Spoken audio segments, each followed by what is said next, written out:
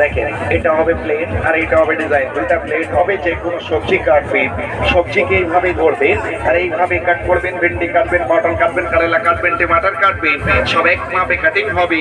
এইভাবে প্লেন করে কাটবেন, এইভাবেই বেগুন কাটবেন, এইভাবে পাতলা পাতলা করে বেগুনি স্লাইস করবেন, এক মাপে বেগুনি স্লাইস হবে।